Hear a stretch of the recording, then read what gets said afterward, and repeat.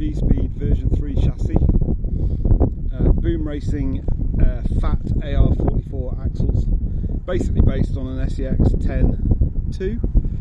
I built the roll cage myself, so this is just brazed, silver soldered metal bar. It's got a bit beat up, it's had a bit of damage. We're on cheap eBay wheels and pretty cheap eBay or Amazon tyres. It says Super Swamper on them, not sure what brand or anything, but there you go. On Desert Lizard shocks, these are set up as droop, so the wrong way around, so the spring's on the bottom. So the idea is that it stays in contact with the rock. Taking a lot of tuning, probably still not quite right, but it's close. Links are high clearance links from Amazon. And we'll get the hood off. So under the hood, the body's a Proline Dodge Power Wagon, just the front half. We tend to run small batteries. These are Z's 1300 milliamps. We just Velcro them on. Up front, we have the Boom Racing Muscle winch. So that's a 50 kilogram winch out spools, and then we have the Nymod 40 kilogram, sorry, other way around, 40 kilogram winch and a 50 kilogram high volt servo.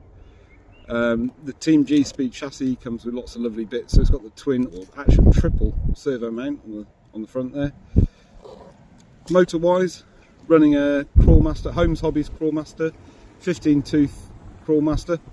Really love the motor, capable of slow speed crawl, even with a brushed motor. The gearbox is an Amazon special, so nothing very clever there. Same with the drive shafts. They've stood up well though. They're those sliding pin type, and they've actually done really well.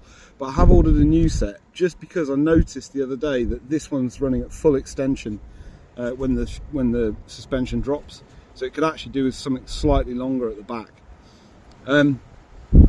Completing the kind of electronics, we've got an ISDT, I think they're a 40 amp ESC. It's programmable on Bluetooth, which is really nice. And we're just running a Dumbo kind of 3-4 channel receiver. So it's just that basic Dumbo old NAF controller. Does the job though, it's really good. So that's it, there's the quick rundown. I've had problems building it. We're on the second chassis. I snapped the first one. The first one was the fiberglass version. This is the carbon fiber version, and it's proved to be a lot more durable. In a minute you'll see the kind of stuff we run it over locally, and this is the beautiful Morecambe Bay. So what I'll do is I'll get this connected up, we'll get it out of the rocks and take some shots.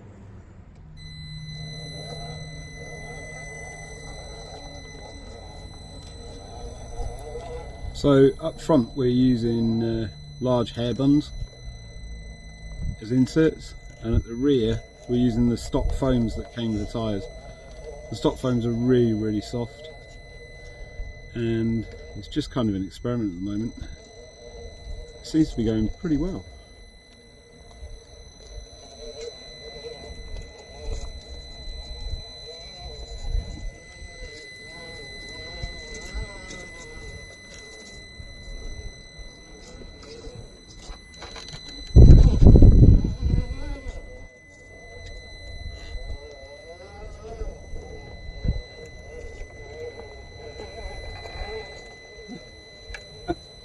Did it easy this time.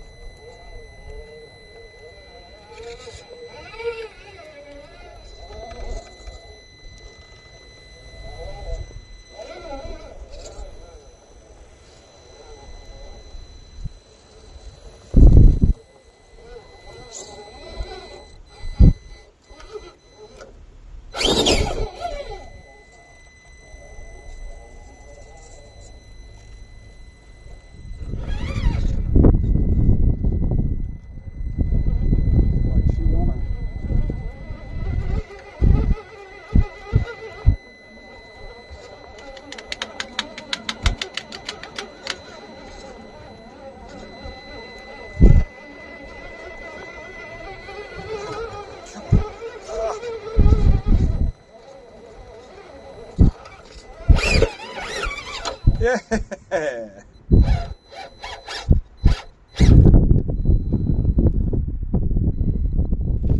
it'd be really nice to link some stuff together and make a course, but the reality is most of these rocks have massive gaps in between them. It'd be lovely to fill them in a bit.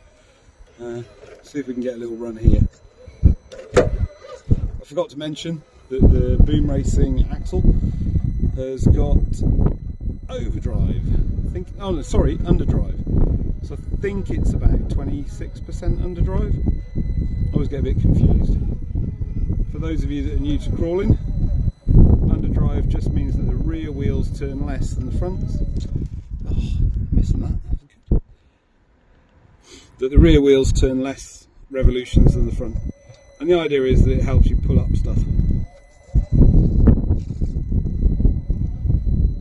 With the Team G-Speed chassis, you do tend to high centre quite a lot, like that, and that's because it's kind of a belly dragger, it's kind of low. So the trick with it is when you get to those high centre moments, you just got to use a bit of wheel speed and kind of get over it. Oh.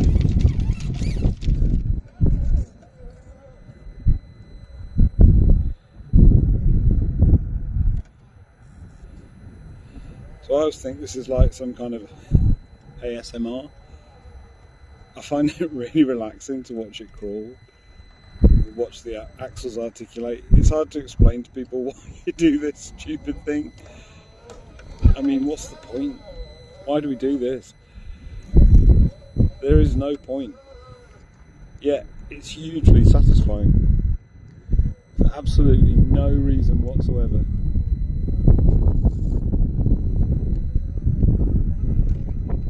Sorry about the phone moving around the camera. It's just very, very windy. In fact, it's so windy it might fall over.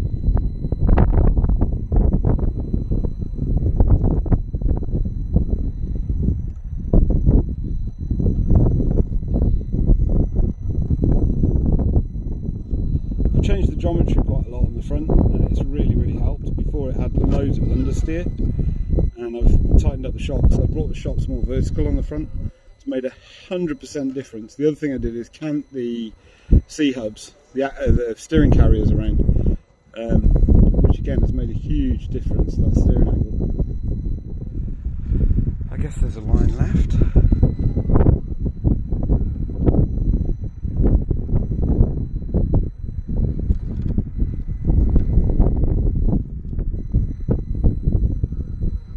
See what I mean about the big holes? So it's really hard to kind of link a line together and make an actual course. It tends to be little sections. That's quite a big gap. So we'll see if we can crawl that front left up it. The front right will drop into the hole. And then we should be able to crawl up it and drag the rest of the truck up. There she goes. On a hook on that rock. We might be able to make it down there, or we might fall into this massive hole. So there is drag brake on the ISDT ESC, electronic speed controller. I can't remember the settings. We could probably do with more drag brake. But to be honest, I didn't find that the settings made an awful lot of difference. And this right here is why we break axles. We end up kind of stuck. Just slide along the belly. I think we'll lose that one. Yep. It will sometimes self-right. There she goes. She will flip herself over.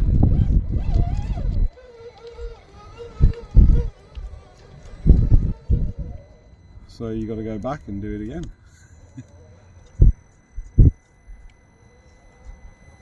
So the reason it's called the Pig is this was the first truck I built from nothing, and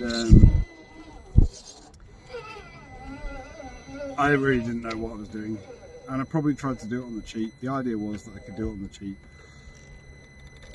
but the fundamental component that I bought that was cheap was the axles. and they were Amazon special axles, and every time I drove it, the drive shafts would snap. So I invested the money in a good set of axles. The Boom Racing fat AR44 axles are gorgeous but pricey, but they haven't let me down yet. They've been fantastic. I'm going to get that from another angle because the flex on the rear was gorgeous. I was kind of worried that the soft rears had collapsed on a side hill, so this is still kind of testing. And this is quite a major side hill. I pulled it off camera. Whether we can put it off on camera is a different thing, isn't it?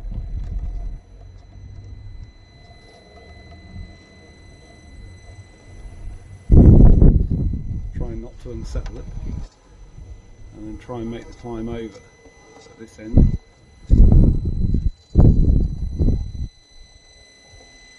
Lifting a wheel.